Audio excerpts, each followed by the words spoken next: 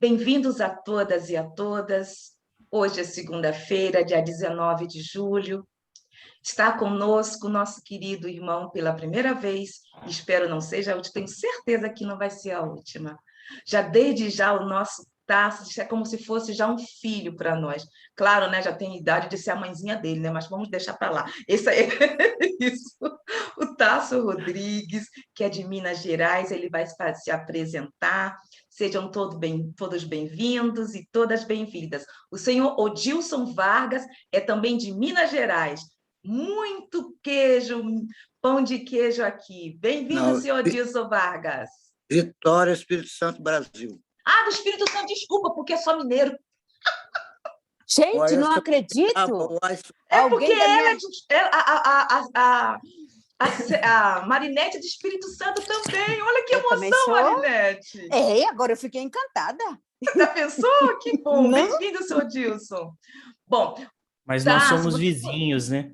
Sim, já pensou em coisa boa? Tasso, você então sinta-se abraçado com essa simplicidade que Jesus nos deixou naquela época na casa de Pedro. É isso que nós queremos estar revivendo aqui na Casa do Caminho. Então, eu gostaria, se fosse possível, que você se apresentasse e, por favor, iniciasse. Nós vamos aqui até às 20h20, aí, no caso, é de 15h20 para vocês, não é isso?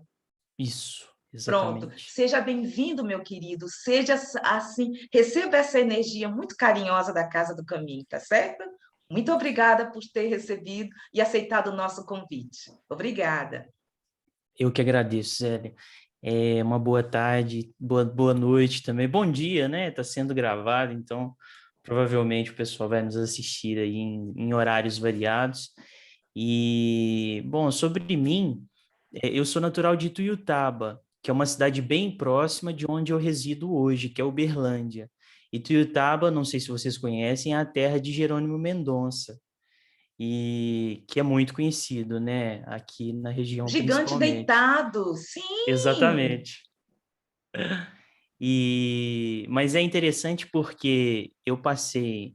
Eu sou novo, eu tenho 29 anos. Meu aniversário foi quarta passada, eu fiz 29. Nossa, parabéns! Parabéns! Muito carinho! Obrigado. E eu morei a maior parte da minha vida, de 99 a 2011, em BH, em Belo Horizonte. Então, acaba que eu acho que eu tenho a impressão de ser mais belo-horizontino do que ituiutabano, porque a gente acaba se habituando à escola, à cultura, ao sotaque. Mas assim, gosto muito da nossa região aqui também. A nossa região aqui do Triângulo Mineiro, ela tem histórias tão interessantes e que, como a Zélia dizia sobre simplicidade, né? Essa questão fraterna, eu acho que é tão bonito. Por exemplo, né, a gente tem o Guimarães Rosa, que citou aquele, fez o Sertão Veredas, né? Traçando o sertão antigo mesmo, essa terra árida que se relaciona muito com o deserto, né? Dos judeus na época de Jesus mesmo e antes, aquela época do Antigo Testamento. Então, são símbolos tão bonitos.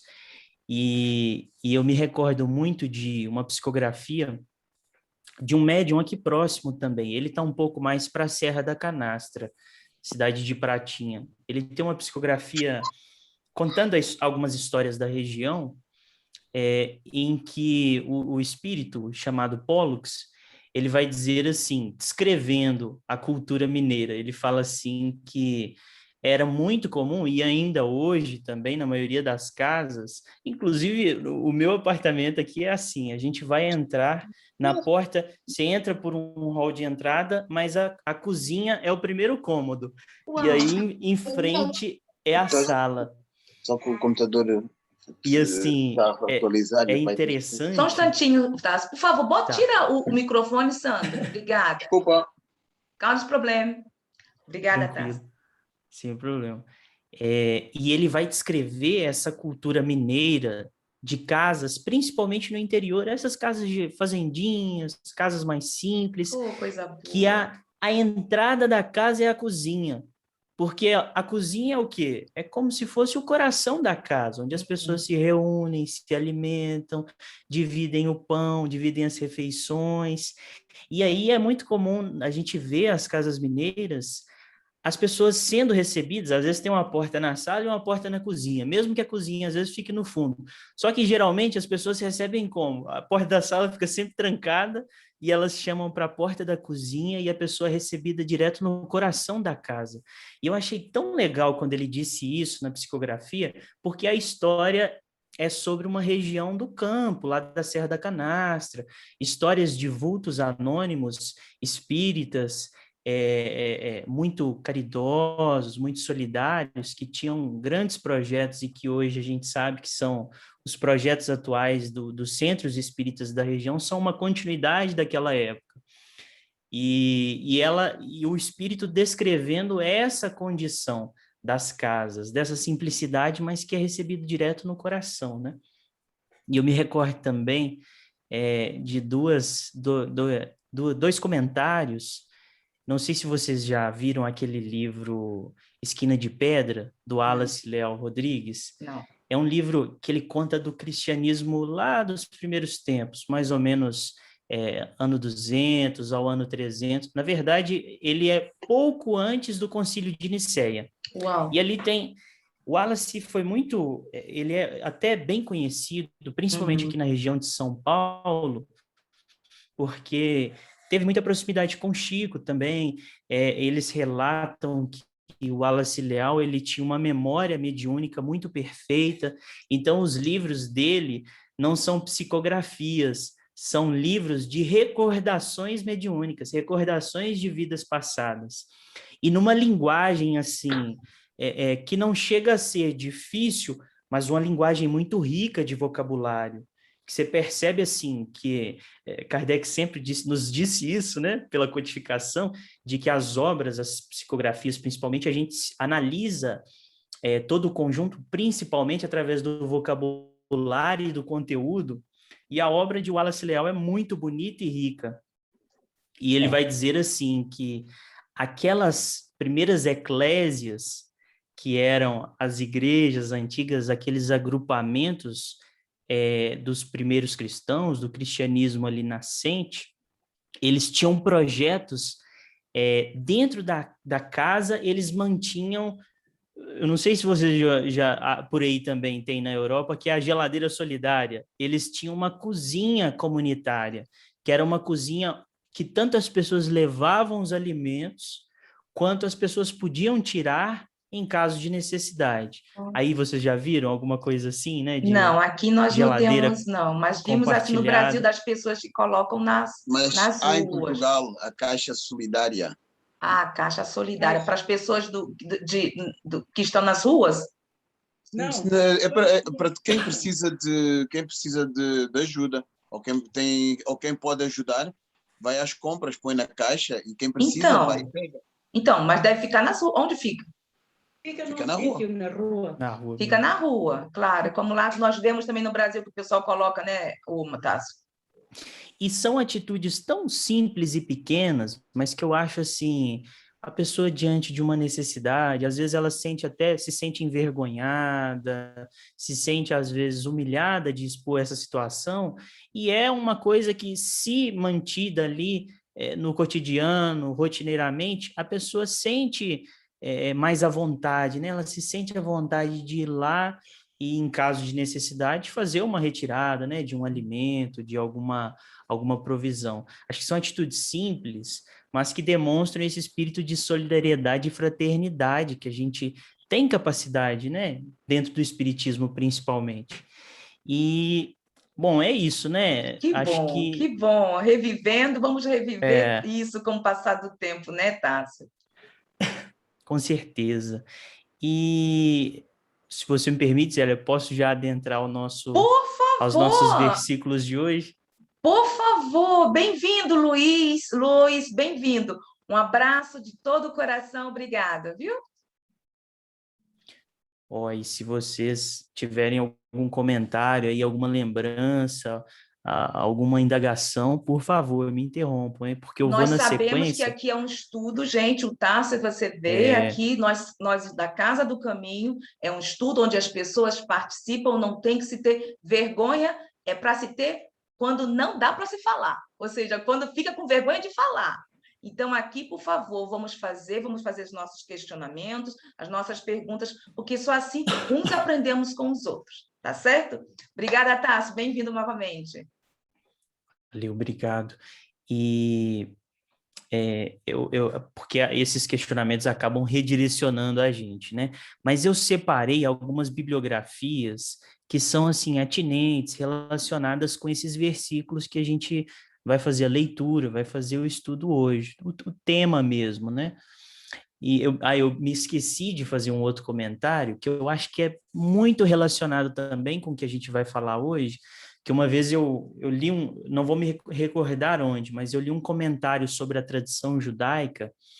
Eles tiveram o segundo templo deles destruído, né? O templo lá de Jerusalém, o templo oficial. Então, um judeu, ele é como se fosse um religioso sem casa, sem um templo em que eles possam, um templo real, né? Um templo sagrado para eles. Tanto que eles não reconhecem Jesus como Messias, eles esperam o Messias considerado para eles vir e reconstruir esse terceiro templo.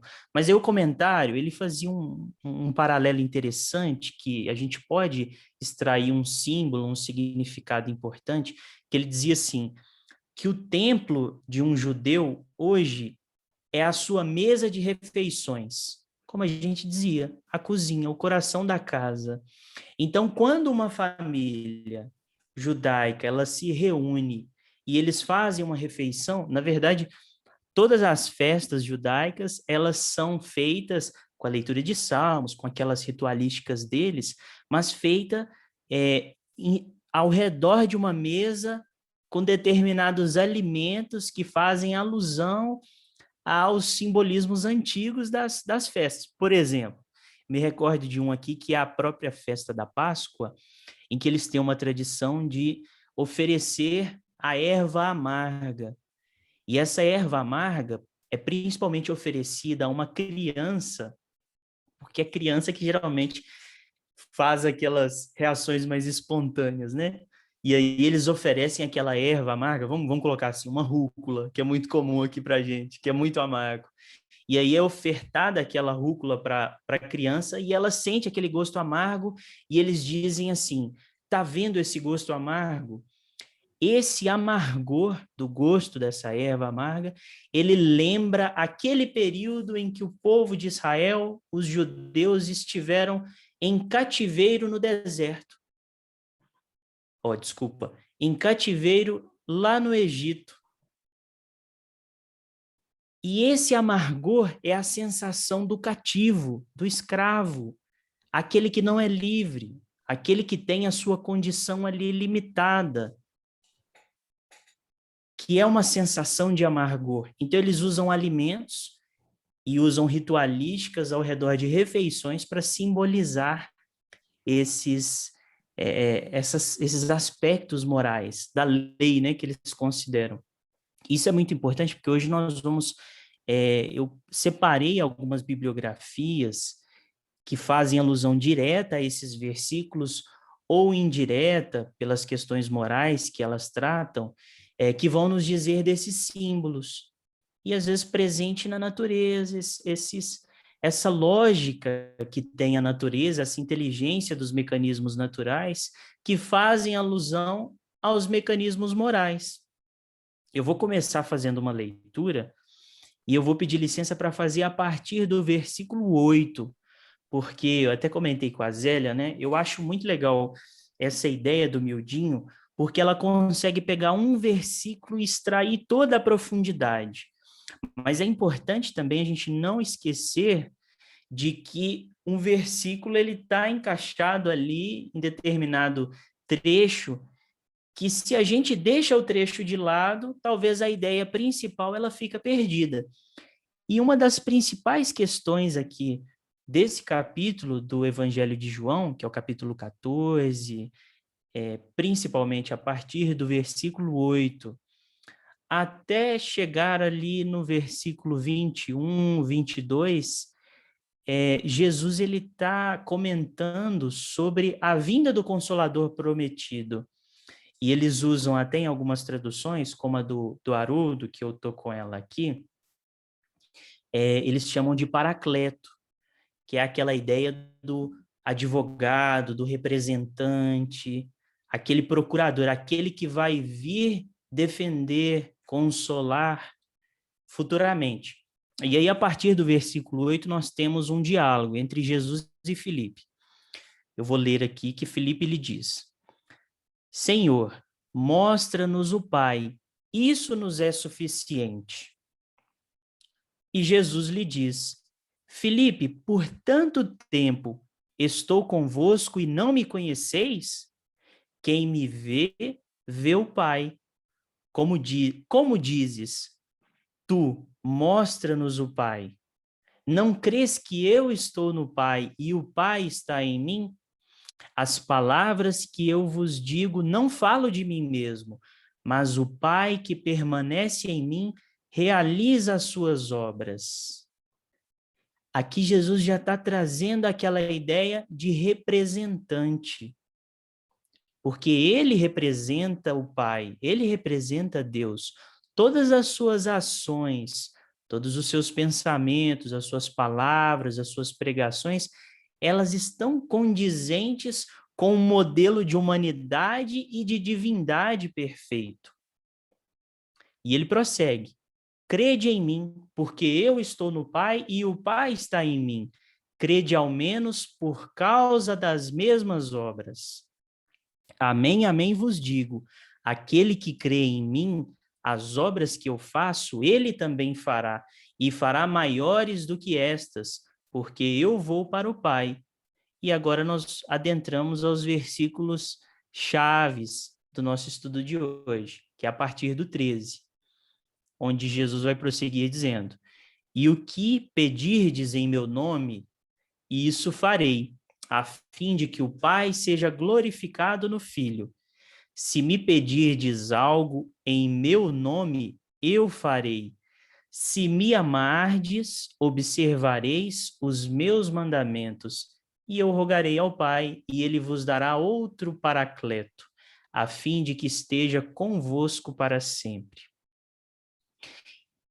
E começando por esse Paracleto, para a gente pegar a ideia-chave do versículo 14, do 13 e do 14, o Paracleto ele é sempre muito utilizado como o consolador prometido, porque é uma das principais funções do Espiritismo, sabemos, que é esse da consolação, de trazer tanto a lógica quanto as provas da imortalidade da alma.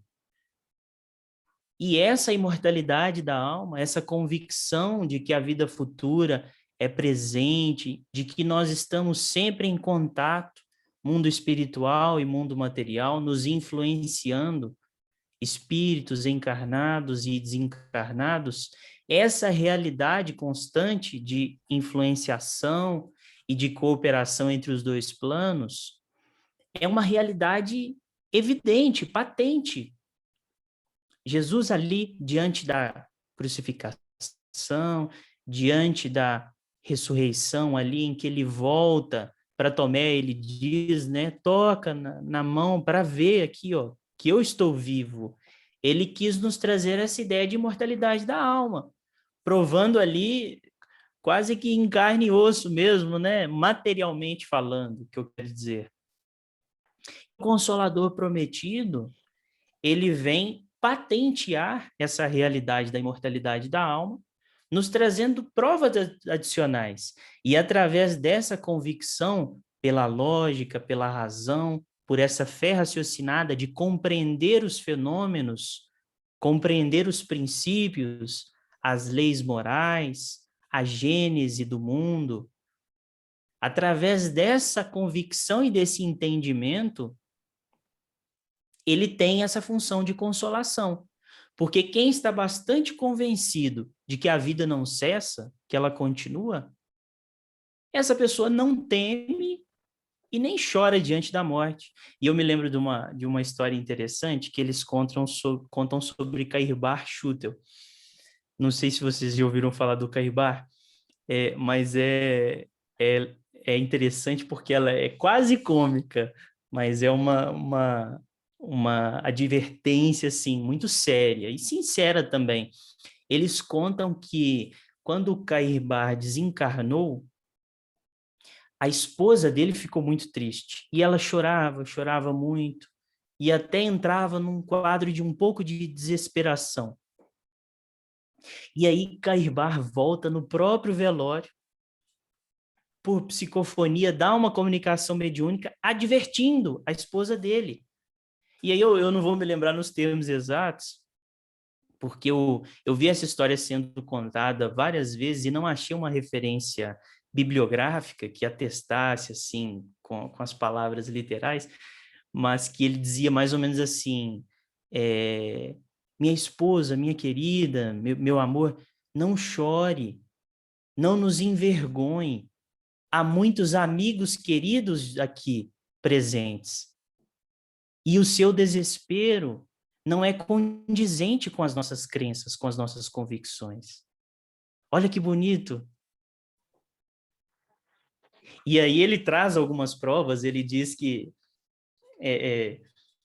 ele, diante da comunicação, para que todos ali tivessem uma convicção de que a comunicação era patente de Cairbar, ele diz assim: se vocês duvidam da comunicação, perguntem para o médico legista, o que fez a necrópsia, se ele não fez determinado procedimento que vocês pediram para ele não fazer. E aí o médico fica um pouco envergonhado e fala: de fato. E ninguém sabia desse procedimento. Eu fiz ele escondido, alguma enxumação, né? Aqueles procedimentos dos órgãos. Ele faz algum procedimento específico que as pessoas pediram para não fazer e ele fez escondido. E aí o Cairbar vem e comunica e atesta esse fato. E aí ele fala: de fato, ninguém estava presente. É uma comunicação patente. Mas é interessante, esses casos são muito legais, porque eles mostram na prática essa convicção, né? E esse é o aspecto consolador, um dos principais aspectos do espiritismo.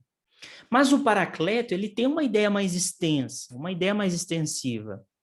Se a gente for pensar num advogado, ele é um representante da pessoa. Imaginem só que nós, por algum motivo, por exemplo, um exemplo até interessante, nós estamos diante dessa pandemia, o Covid, e aí vamos supor que a gente precise ficar internado no hospital. E existem determinados assuntos da nossa vida que eles precisam ser resolvidos. Mas nós estamos impossibilitados de resolvê-los. Então, o que nós fazemos? Buscamos alguém que nos represente diante desses compromissos. Às vezes uma esposa, a mãe, o pai, um filho, a filha. E ele se torna o nosso representante, como um advogado é o representante diante de assuntos judiciais, onde nós fazemos uma procuração e outorgamos poderes para que eles façam determinadas práticas e ações em nosso nome. Então, aqui é uma ideia dúbia, né? Tanto daquele que vem consolar, que é uma ação afirmativa, tanto daquele que representa. Jesus não está dizendo que eu estou no Pai e o Pai está em mim. Crede pelo menos nas minhas obras. Quando ele diz, pelos frutos se reconhecereis a árvore. Então, pelas obras que se faz, você reconhece quem é o obreiro. E Jesus não foi esse que deu cumprimento integral às leis, principalmente às leis morais, quando ele diz, eu não vim para destruir a lei. Ele não veio desfazer as tradições, ele seguiu muitas das tradições judaicas da época, ele só deu cumprimento integral à lei essencial, que é a lei de Deus, essa moral divina. E ele é o representante, o intermediário tem a Ila, né? A Ila Pinheiro, eu acho, a irmã, né? Que faz um estudo junto com Haroldo, é isso mesmo o nome dela, né? Ela faz algumas... A especialidade dela, na verdade, de pesquisa, né? Mestrado, doutorado, é carta aos Hebreus. E ela afirma que o centro de referência e o objetivo da carta aos Hebreus é Paulo tentando demonstrar que o verdadeiro intermediário entre os homens e Deus é o Cristo. Porque muitas vezes nós buscamos o quê? Na figura do sacerdote. E até no nosso meio espírita, em que nós tentamos deixar de lado essa questão do sacerdote, nós nos referenciamos muito, às vezes, num médium, num palestrante, num estudioso. E ele, às vezes, se torna até o intermediário entre a gente e o mundo espiritual, o Deus em si. Quando o objetivo talvez seria que tivéssemos autonomia integral. Claro, né? A gente não está deixando de lado a cooperação. Uns estudam mais esse ou aquele tema, outros são médiums mais ostensivos, como um Chico Xavier, por exemplo. A gente vai ver ali todo aquele amplexo ali de mediunidade presente que nós não temos. E aí ele se torna, às vezes, uma fonte segura. Mas o que percebemos é que, principalmente o espiritismo, que vem, como o Espírito de Verdade diz, né? Quando os homens já estão ressequidos, sedentos de conhecimento, em que a humanidade já está mais amadurecida, ele nos impele, nos pede para que tenhamos autonomia, amadurecimento, para nos recolhermos em prece e buscarmos por nós mesmos, por essa consciência, esse Deus em nós que temos, buscar Deus, sem intermediários. Mas a ideia central dessa carta aos Hebreus e desse Paracleto também, por extensão, é a de um representante, alguém que tenha os mesmos pensamentos, as mesmas ações, as mesmas pregações, de acordo com padrões divinos, que é o que Cristo está tentando colocar aqui nesses primeiros versículos. E quando ele diz: "E o que pedirdes em meu nome, isso farei, a fim de que o Pai seja glorificado no Filho, se me pedirdes algo em meu nome, eu farei." Esse meu nome tem uma força de representação. Nós estamos falando de pedido, de buscar a comunhão com Deus, buscar... nós temos, quando a gente vai ver lá no Livro dos Espíritos os 3 aspectos da prece, né? Que é o de glorificar a Deus, agradecer ou fazer um pedido. Quase sempre a gente se concentra no pedido, né? E às vezes o pedido 90% das vezes, na verdade, é um pedido material, mas que é fundamental. O próprio Kardec vai descrever, né, lá no Obras Póstumas, de que em certa feita ele faz uma indagação ao Espírito de Verdade, perguntando se ele teria auxílio, amparo também material, porque às vezes passava por ocasiões difíceis, materialmente falando, e talvez tinha que se dedicar ali ao espiritismo excessivamente, com uma sobrecarga de tempo, de disposição, de aquele homem incansável, né, que foi Kardec. E o Espírito de Verdade diz que eles o ajudariam até materialmente. É a fala de Jesus: "Que filho que pede pão e você dá uma pedra?" A essência do pedir e obtereis é de que se nós, com um filho que tanto amamos, nós humanos, meros mortais, nós ofertamos até demais, né? Mimamos os nossos filhos. Imaginem o Pai, que é a essência, a pureza, é toda bondade. O que ele não faz para a gente? E nós não percebemos. Porque às vezes esperamos aquelas coisas magníficas, extraordinárias, fantásticas, mas Deus está ali, através de cada pessoa do nosso redor, do nosso contexto, nos aconselhando, nos motivando.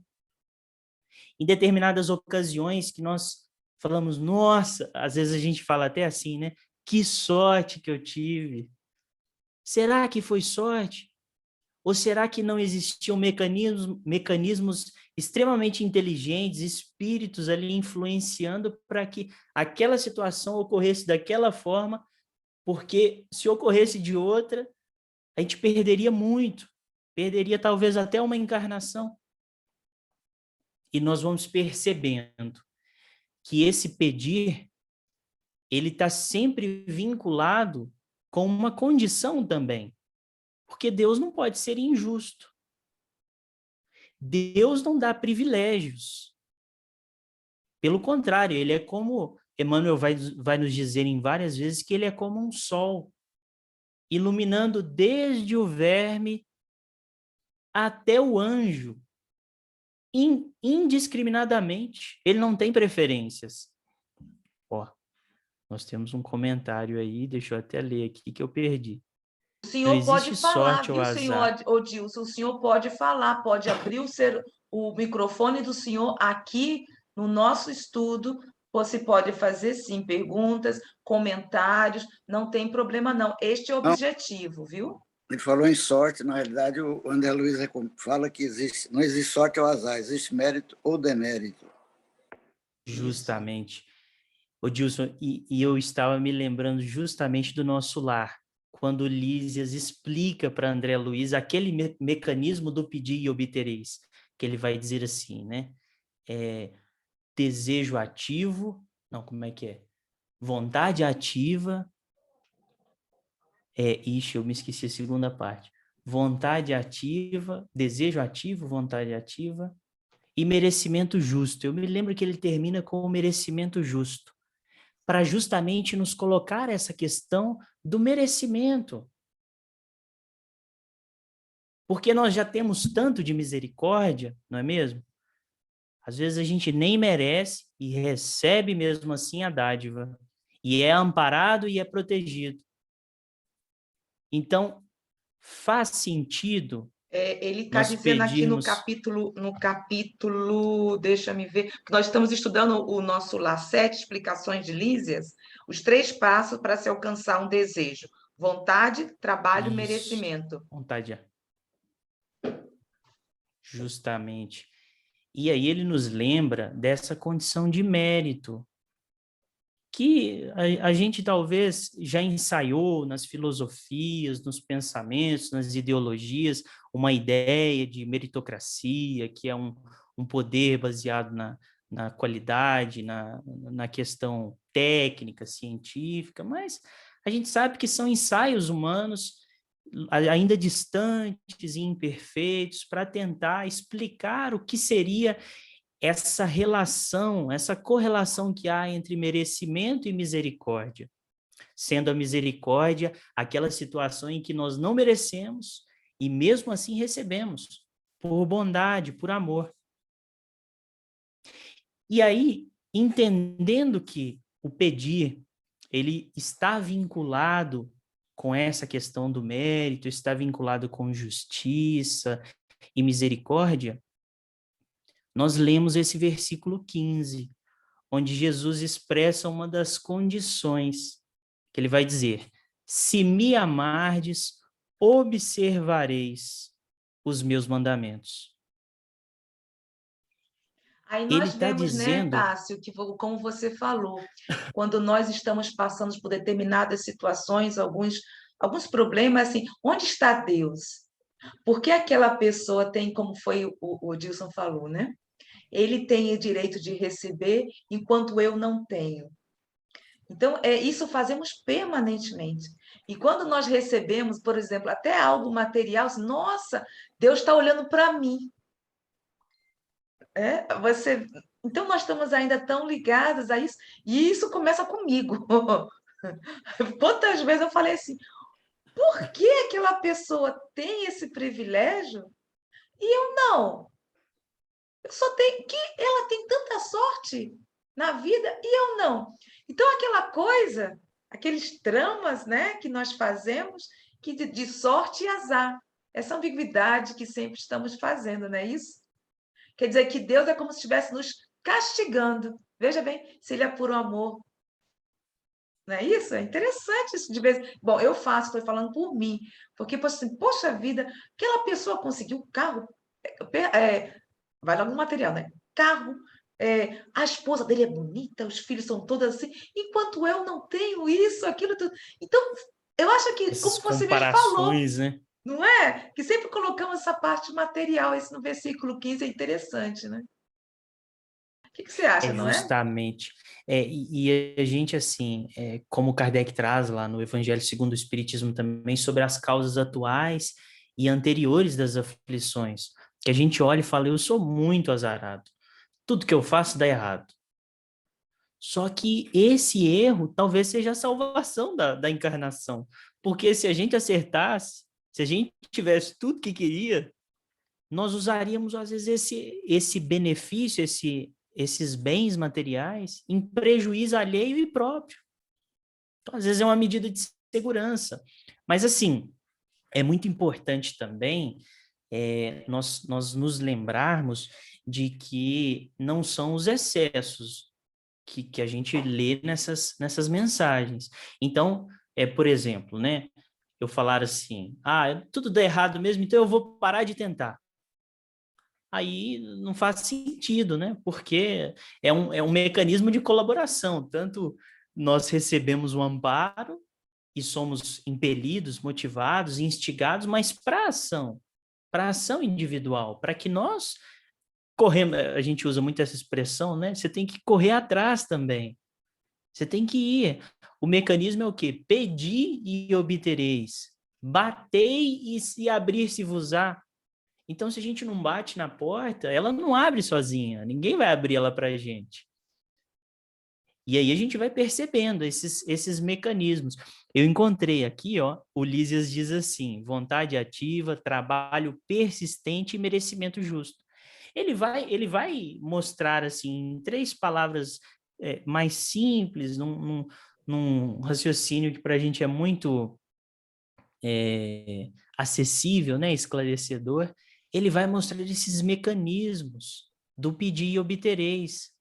E Jesus já continua os versículos colocando uma das principais condições de merecimento e de trabalho persistente, como diz Lísias. Ele vai dizer se me amardes, se vocês me amam, observareis os meus mandamentos. E eu rogarei ao Pai e ele vos dará outro paracleto. Então ele estabelece uma condição. Vocês me amam de fato? Então observem os meus mandamentos. Isso nos lembra uma passagem que é muito bonita e também está em João, capítulo 21, versículo 17, o diálogo entre Jesus e Simão Pedro. Porque Simão Pedro é aquele que negou Cristo 3 vezes. É muito emblemático. E aí eu até me lembro, porque do nosso podcast Café com Espiritismo, um dia eu pesquisando sobre Simão Pedro, na verdade eu fazendo a leitura sobre um livro do Karnal, do Leandro Carnal, que chama O Dilema do Porco-Espinho, que vai falar muito sobre solidão. E aí, em determinado trecho, ele fala sobre Pedro, que eu achei tão bonito, e vindo de uma pessoa que o Karnal sempre se diz, né, mais cético, até ateu e sem religião, e eu achei, assim, a sensibilidade que ele teve para olhar para a relação do Cristo com Simão Pedro. Ele diz assim, está no livro Dilema do Porco-Espinho, Pedro é um herói ainda imperfeito, que afunda na água quando tem medo, que nega o mestre, que cochila enquanto Jesus agoniza, e que ao final virá a pedra sobre a qual toda a obra seria edificada. Pedro era o líder do colégio apostólico. E aí Karnal prossegue. Pedro é a pedra, mas é humano.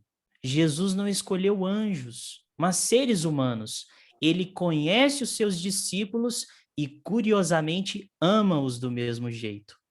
Amar conhecendo é um dom único e uma generosidade épica, porque Jesus conhecia todos. Conhecia tanto que ele sabe aquele que vai o trair. E ele ainda diz, né, para Judas, diante da última ceia, o que fazes, faze-o depressa. Ele dá uma olhada bocado para Judas, que era um símbolo na tradição judaica da pessoa mais especial da mesa. O primeiro pedaço de pão molhado no vinho ali, ofertado ao traidor. O que faze, faze-o depressa. Porque se ele sabia que ele não podia tolher ali o livre-arbítrio de Judas, porque, na verdade, a ação de Judas é justamente sobre isso, sobre a pessoa que é o discípulo inquieto, apressado, que queria acelerar os processos da Boa Nova através das convenções políticas. E aí, se Jesus sabia que ele não podia tirar a liberdade de Judas, ele então diz, o que faze-o depressa. E logo depois, no finalzinho da crucificação, nós temos o relato de Humberto de Campos do Boa Nova, que o único pedido de Jesus era o quê? Vá amparar Pedro, vá amparar Judas. Ele fala isso para o anjo da caridade. Todos os anjos fazendo festa do retorno do Cristo. E aí chega o anjo da caridade, Jesus balbucia algumas palavras na cruz ainda, e o anjo sai apressado. Ele foi resgatar Judas, que havia acabado de suicidar. Olha que bonito. Mas aí nós nos lembramos desse diálogo entre Pedro e o Cristo, e Jesus, onde Jesus pergunta 3 vezes, aparece para Pedro e pergunta 3 vezes, Pedro, tu me amas? Amo, claro que amo, mestre. Pedro, tu me amas? E aí o Pedro já começa a ficar constrangido, né? Porque se ele repetiu a pergunta, será que ele duvida do meu amor? Claro que amo, mestre. Pedro, tu me amas? Pergunta uma 3ª vez. Imagine o que passou na cabeça de Pedro nessa hora. Talvez a vergonha, a lembrança dele, a fraqueza, a fragilidade moral dele de ter negado Cristo 3 vezes, de não o ter amparado. Emmanuel vai falar muito sobre isso, que o único que ampara o Cristo na crucificação é o Cirineu. E mesmo assim o faz por constrangimento. A cruz do Cristo era a mais bonita que alguém poderia ter carregado na humanidade. E o único que o ajuda só o faz porque é constrangido para ajudar. Porque os soldados dizem, vá lá e ajuda o homem. E aí o Cirineu vai lá e ajuda o Cristo. E Pedro também teve essa fragilidade. Como todos talvez teríamos diante da situação. E na 3ª pergunta, na 3ª indagação do Cristo a Pedro, tu me amas? Ele chora, mas afirma, eu te amo, mestre. E aí Jesus diz para ele, Simão, filho de Jonas, ama-me? Amo, mestre. Se me amas, apacenta as minhas ovelhas. É uma ação. Você me ama, então observa os meus mandamentos. Cumpra-os. Ponha-os em movimento. A caridade, que é o amor em movimento. Age de acordo com esse amor. Você me ama, então age. Apacenta as minhas ovelhas. E aí é bonito porque Emmanuel tem 2 ou 3 comentários sobre esse diálogo de Jesus com Pedro. E aí, num deles, está no Caminho, Verdade e Vida, que o título da mensagem é Amas o Bastante? É muito bonito porque Emmanuel já nos traz os títulos das reflexões dele, já nos provocando. Será que amamos o Cristo de verdade? Será que não é só uma admiração? Ou às vezes apreciamos, né, o evangelho, nossa, é tudo muito bonito, mas será que nós amamos de fato? Porque o amor, ele implica em algo mais. Como amamos um filho, a esposa, a mãe, o pai. ele implica talvez de que em momentos sacrificiais, momentos de renúncia, momentos de ingratidão daqueles que amamos, que nós ofertemos algo mais. Porque ele seria uma fonte inesgotável, uma fonte de sacrifício, de renúncia. E aí Emmanuel vai comentar, né, que é muito significativa essa pergunta, porque Jesus não pede informação ao discípulo com respeito aos raciocínios, não deseja inteirar-se dos conhecimentos do colaborador, não reclama compromisso formal, quer dizer assim, né, você acredita em mim? Qual é a sua religião? Você é católico, espírita, evangélico, é cristão? Ele não pede um compromisso formal. Ele pretende saber apenas de Pedro se ele o ama, deixando perceber que com o amor as demais dificuldades se resolvem. Olha isso, a extensão do amor. O amor é esse sentimento enobrecido que supera as dificuldades. Todas, sem exceção. E aí, é claro que nós temos gradações, né? Nós entendemos que quanto mais uma pessoa tem essa capacidade, esse amadurecimento moral dos sentimentos enobrecidos, do sentimento mais nobre, que é o amor, quanto mais a pessoa ama, mais ela tem capacidade de superação das dificuldades. Hoje em dia, não sei se vocês ouvem por aí também, se fala muito daquela questão de inteligência emocional, né? Que é, a pessoa pode ter muito conhecimento, mas se ela não tiver inteligência emocional, ela não consegue lidar com divergências na empresa, ela não consegue se relacionar bem com as pessoas, os colegas de trabalho, e aí, às vezes, ela acaba saindo da empresa. Não sei se por aí o pessoal comenta muito sobre isso. Por aqui o pessoal fala muito disso. E olha como não é um raciocínio técnico, né? Às vezes da administração, desse pessoal que faz coach, mas que faz sentido. Está caminhando, né? Está chegando nesse raciocínio que o Cristo nos deixou, que é o de enobrecimento, amadurecimento dos nossos sentimentos.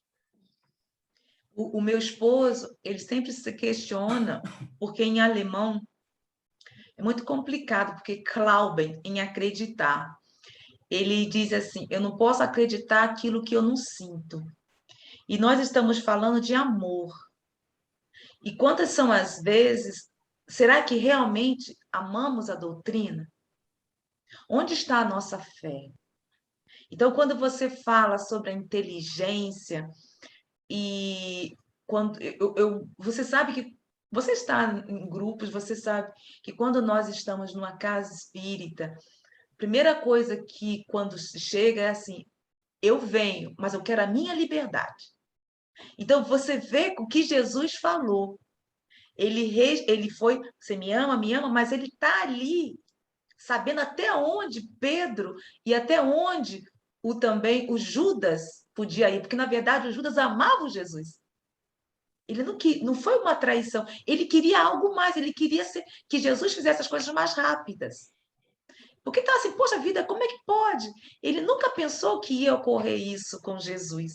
Então, às vezes, eu me questiono até onde realmente acreditamos e até onde está a nossa fé, sabe, Tassi? Porque sempre queremos, para nós estarmos aqui conversando, estudando, nós temos que fazer por onde?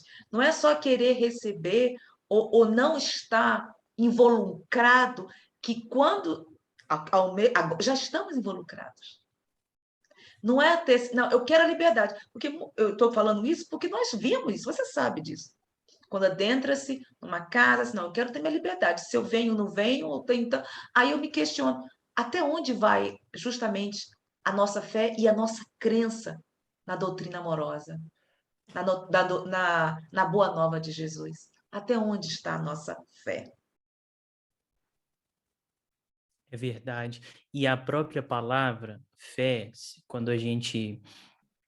eu me lembro de ter visto a primeira vez esse comentário sobre fé naquele podcast do 7 Minutos com Emmanuel, do Haroldo. em que ele está comentando aquele versículo e o justo viverá pela fé, que Emmanuel ainda vai falar, né? Nem sempre o bom ritualista está aliado ao bom homem, porque as pessoas interpretaram o justo viverá pela fé. Olha o tanto que... Mas, assim, hoje é engraçado. Hoje é engraçado, mas esse raciocínio levado à literalidade, ele foi tão cruel. O justo viverá pela fé. Porque às vezes é a pessoa receber para ser o sacerdote. Enriquecer em nome do sacerdócio. Isso para dizer dos aspectos econômicos. A pessoa... E aí, nós, por extensão, nós ainda vemos isso atualmente. Mas aí, o Haroldo comenta sobre aquela origem da palavra fé, que nós temos tanto a emuná do hebraico, quanto a pistis do grego. E nós sabemos que grego, e tem também, acho que o fidelitas é do latim, né? Mas nós sabemos, assim, que o grego, ele tem essa questão da época o Emmanuel faz um paralelo legal no A Caminho da Luz, que a gente pode trazer para entender esse raciocínio. Grécia era a mente da época de Sócrates até a época de Jesus ainda, nesses primeiros séculos, poucos séculos antes do Cristo. Grécia era a mente, era o cérebro do mundo. Dali partiam as ideias mais profundas e elaboradas da época. O próprio Paulo estudou em Tarso, que era uma cidade de êxodo, de professores, de mestres da Grécia, que se concentraram naquela cidade. Então, Paulo era um dos principais em inteligência, falava o grego de preferência, era a sua língua de preferência. E, Odilson, só vou fechar essa questão da fé e eu já te passo a palavra.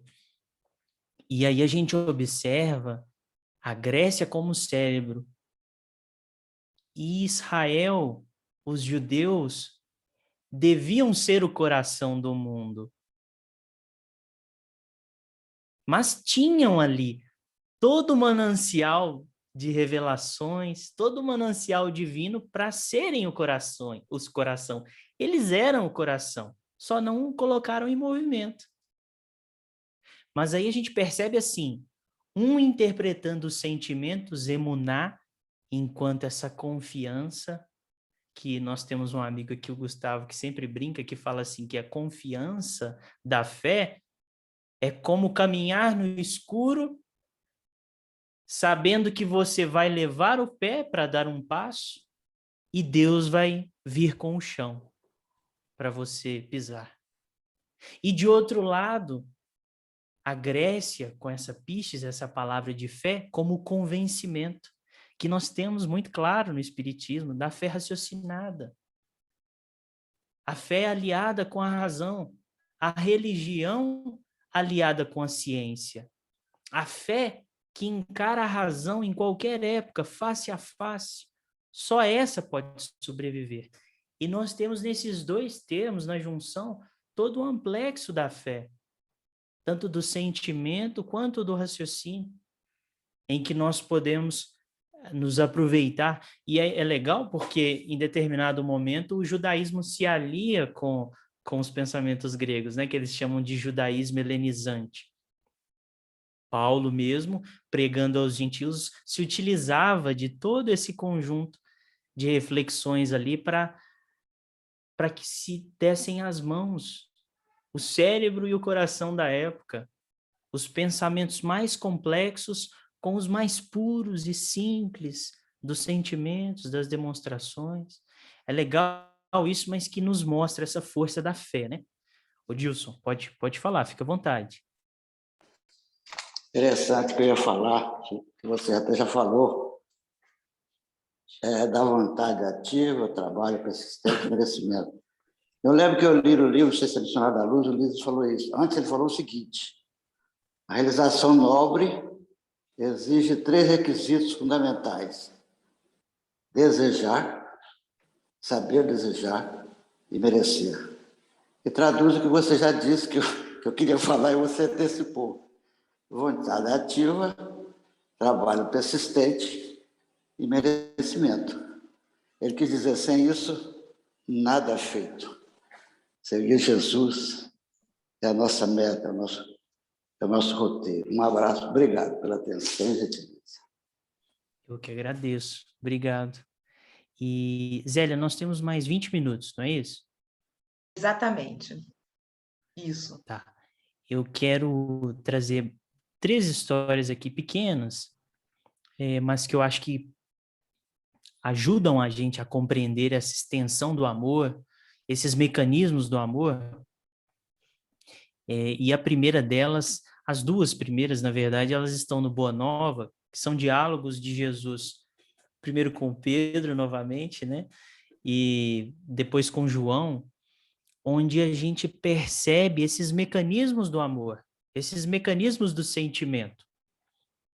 O primeiro está no capítulo 12, chama Amor e Renúncia. É um diálogo entre Simão Pedro e o Cristo. E aí é legal porque ele começa por uma questão que ainda hoje para a gente é polêmica, e não deveria ser, né? Deveria ser muito pacificado, principalmente depois que nós vimos assim um exemplo igual o Chico Xavier, que ajudava sem preconceitos, sabia relevar, tolerar as imperfeições alheias. Então, assim, são tantos exemplos que a gente não devia ter preconceito disso hoje. Mas Pedro representa esse olhar inquieto, né? Como a gente falava de Judas, esse olhar às vezes afoito, esse olhar que julga, que faz um pré-julgamento, né? Um preconceito. Pedro vai questionar o Cristo sobre a primeira manifestação dele nas bodas de Caná. Ele vai dizer assim: mas mestre, a primeira manifestação, transformando a água em vinho, ela não vai ser uma demonstração de que você está chancelando a embriaguez, essas pessoas que exageram mesmo, né? Como a gente sabe hoje, assim, sabe não, né? Como a gente trata hoje as pessoas que abusam do álcool, das drogas. É até pertinente, né? Porque Pedro foi lá no extremo, mas ele teve um olhar externo da situação, um olhar muito formal. Ele viu só o fenômeno da transformação em água em vinho. E aí o Cristo começa respondendo para Simão Pedro com outra pergunta. Ele diz assim: Simão Pedro, conheces a alegria de servir a um amigo? Acho que ele nem precisava ter respondido mais, né? Porque olha a profundidade, não é só servir. Ele nem estava dizendo que, sabe, servir ao seu próximo, ao seu semelhante, aos seus amigos. É a alegria de servir. É o que nos impele a servir, o que nos impele à caridade. Esse sentimento que tem dentro, essa alegria que só assim, só com esse sentimento, a gente tem coragem de servir. E aí os dois continuam no diálogo e Jesus explicando que ele queria começar as manifestações dele com o máximo de alegria, o máximo de amor, para selar essa união dos céus com a terra. O festim de bodas, que é a parábola que Jesus conta, ele está comparando o reino dos céus, essa união, essa comunhão com Deus, com uma festa de casamento, que até hoje é um dos momentos mais felizes da vida das pessoas. Ele está selando essa união, esse reino dos céus, com uma comparação de alegria, de felicidade, de pessoas que se amam. E aí ele prossegue, mas aí Pedro pergunta, mas e quando as pessoas, mesmo aquelas que amamos, mesmo aquelas que servimos, nos tratam com ingratidão?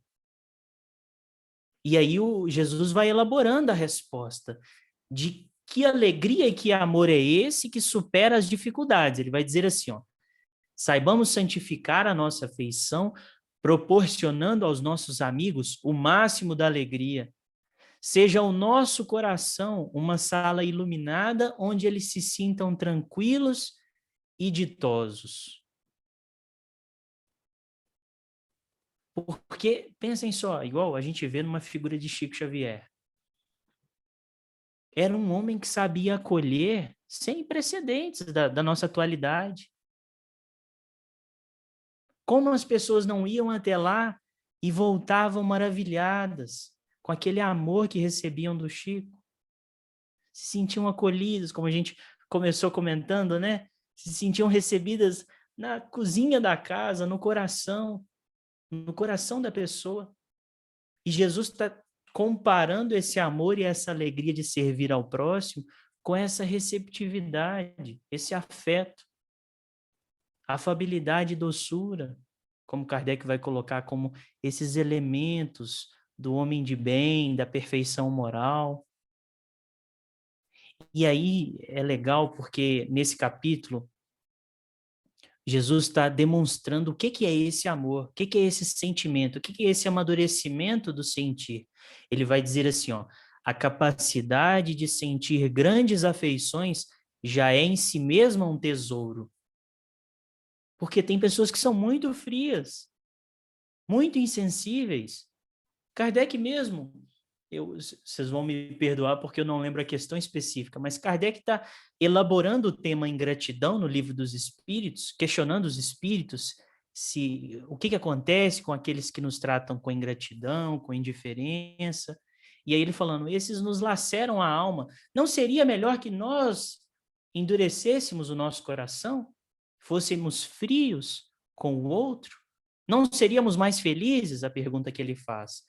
E aí os espíritos respondem assim, seriam, se quisessem a felicidade do egoísta, que vive apenas para si mesmo. Então, sendo frios, insensíveis, talvez podemos até ser felizes. Mas assim, é a felicidade que não é caridade, não é amor, que não se põe em movimento, que só beneficia aquele que se isola, aquele que é insensível. E aí, salvaguardando os exageros, como a gente sempre comenta, né? Porque não é também se entregar além das nossas capacidades. O Chico está um pouco à frente na caminhada. E aí, o que nós podemos oferecer? Olha, isso eu ainda não consigo superar. Então, às vezes, para a pessoa manter a própria sanidade, às vezes, para a pessoa, ela precisa de um tempo para fazer algumas reflexões, mas o cristianismo, o Cristo nos pede que a gente seja rápido nessas reflexões, né? Que a gente faça uma prece, faça uma reflexão sozinho e que já volte para continuar o trabalho, seguir em frente. Essa é a lei de amor, de caridade. Sabe, Tássio, às vezes eu não sei até onde está a nossa caridade entre nós mesmos.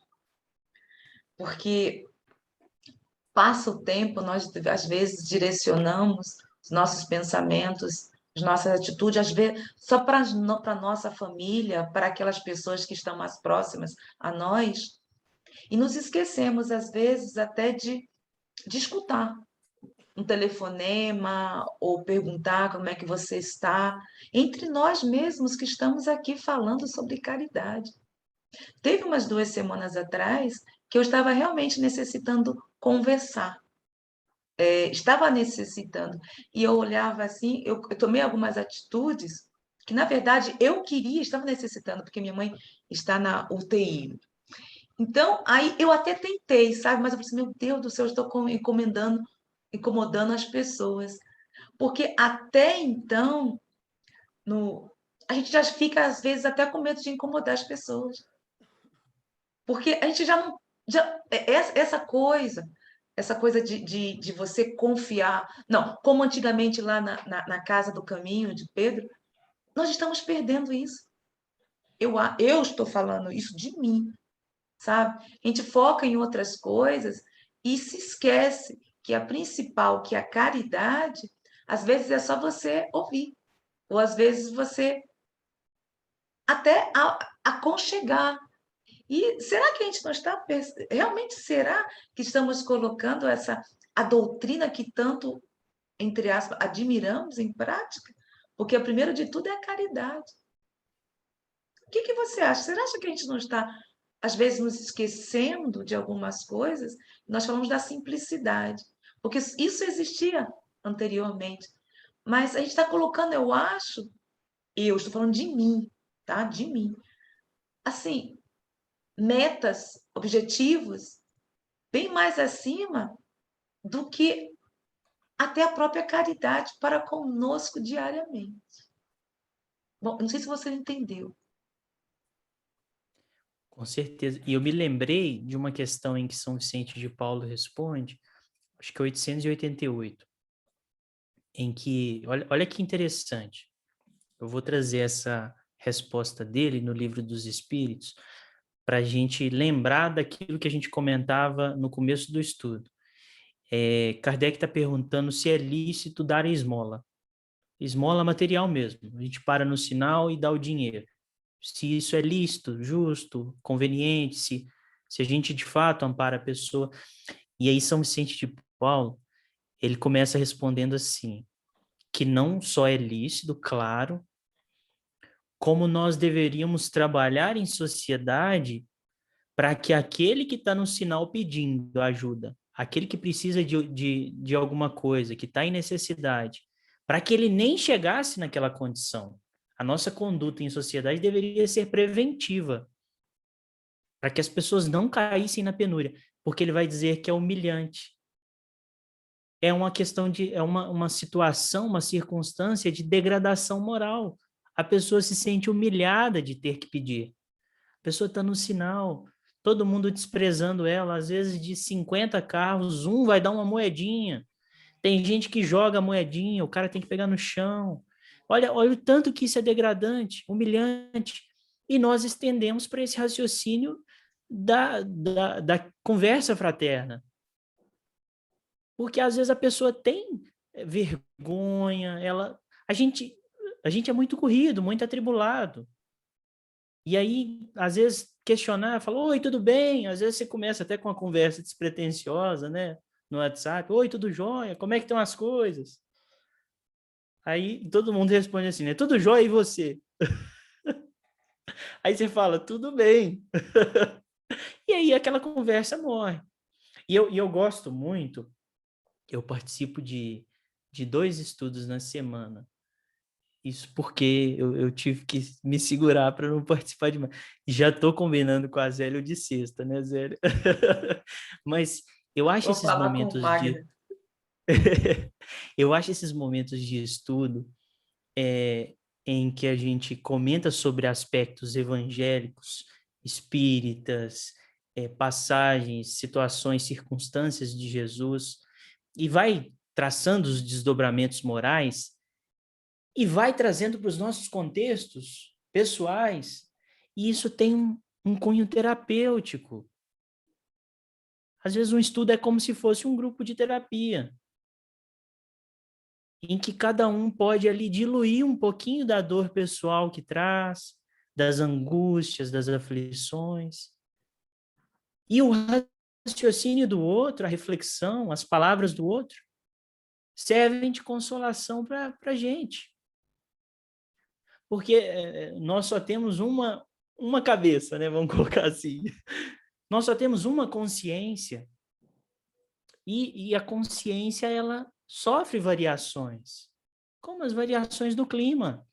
Às vezes ela está mais esclarecida, mais inspirada, e às vezes ela está mais isolada, solitária. Às vezes a gente tem esses pensamentos, essa vibração, né, esse conjunto espiritual que envolve moral, sentimento. Às vezes nós estamos no inverno ali da semana, no inverno do mês, no inverno do ano. E o outro está no verão, está na primavera. Está inspirado, iluminado. E a gente fala uma coisa que para o outro é tão óbvio, né? A gente fala assim, nossa, eu estou vivendo isso aqui, está difícil demais, eu nem sei o que vai ser de mim. E o outro fala, não, fulano, isso aqui é muito fácil, só você fazer isso aqui, dessa forma, e ser capaz, e você, olha só, e te aponta alguma qualidade pessoal, sem demagogias, né? Porque bajulação é uma coisa, quando a pessoa fala da boca para fora. Agora, a outra é a pessoa te conhecer, saber das suas potencialidades e aí alimentá-las, porque você não está conseguindo alimentar as próprias potencialidades. E é legal ter lembrado disso, porque nós estamos falando de capacidade de amar. E Leon Denis, ele tem uma reflexão tão bonita das potencialidades da alma no problema do ser e do destino, que ele vai falar que a vontade é a potência mestra, que ela pode ser desenvolvida, que ela é o Deus em nós. Olha o tanto que essa vontade, essa força de vontade, essa determinação, que Denis sempre gostou tanto, e ele alimentava isso a biografia de Denis tem muito a ver com essas reflexões que ele faz sobre força de vontade, porque ele teve extremas dificuldades. Ao final da encarnação ficou cego, nasceu muito pobre, sem instrução, ele teve que se instruir. Contou muito com o amparo de sua mãe. Eles se convertem junto ao espiritismo, eles começam a ler o livro dos espíritos, um escondido do outro. Mas eles se convertem juntos.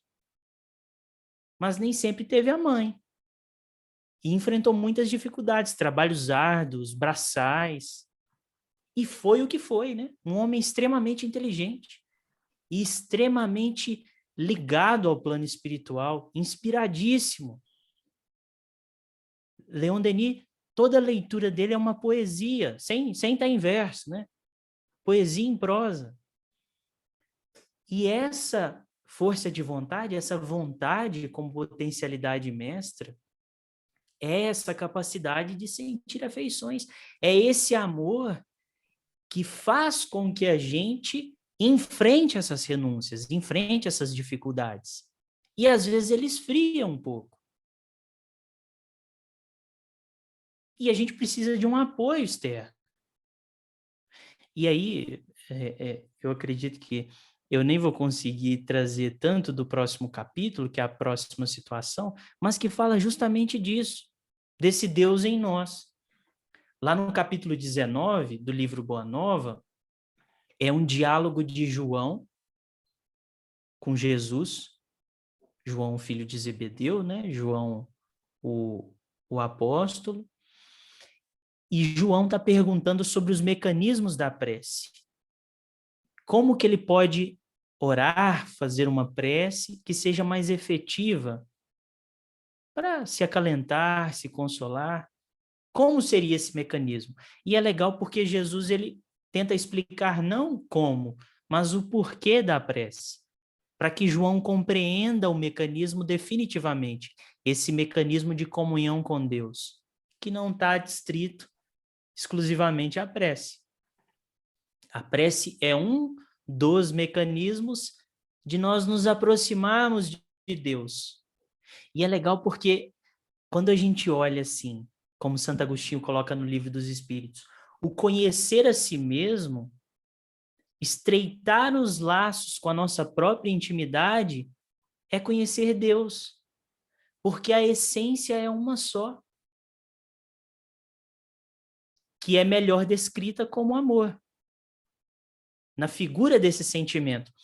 E aí Jesus explica para Pedro esses mecanismos, mas aí João, a gente falou tanto sobre Pedro, né? Fiquei com Pedro na cabeça.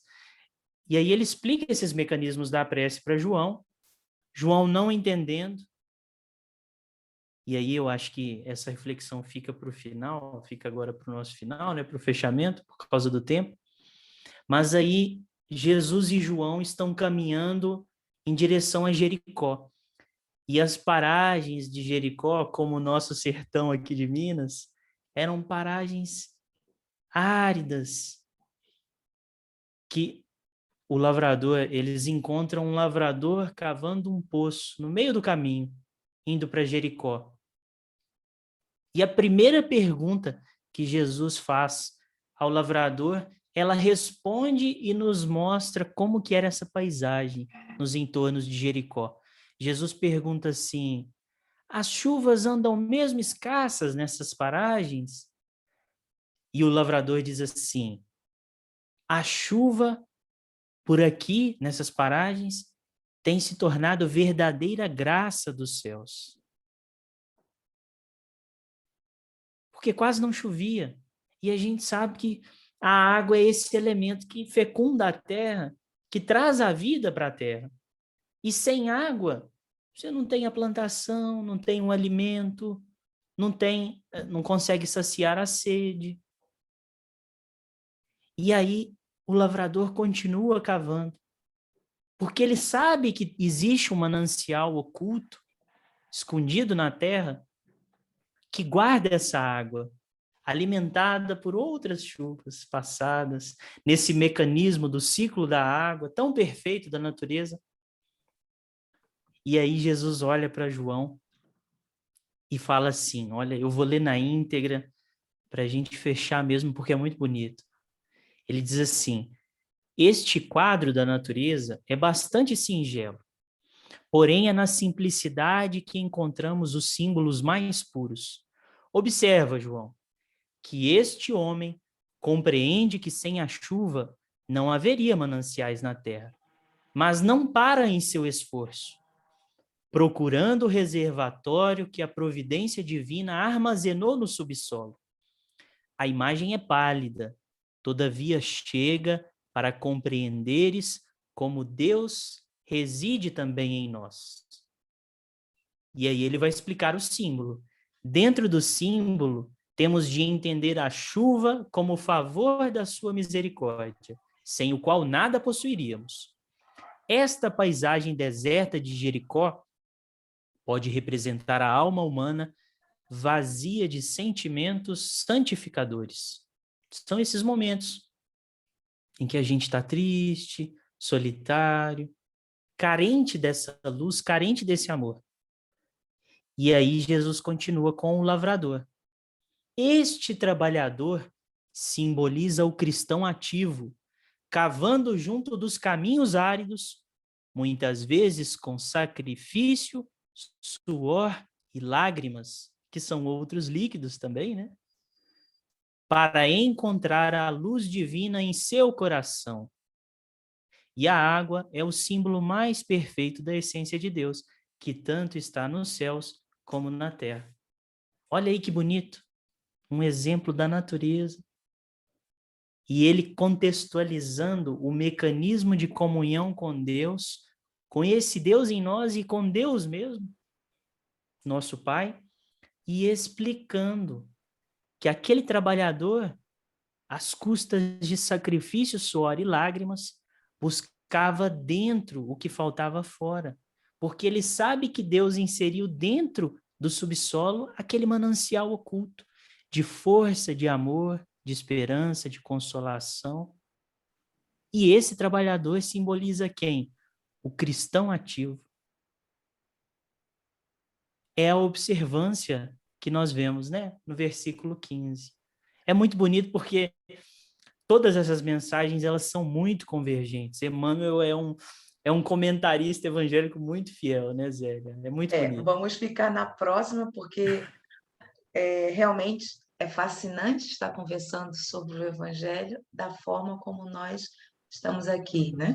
Então, agradecemos, vou terminar aqui com a gravação, agradecemos a todos que posteriormente estarão conosco. Beijo no coração e até a próxima.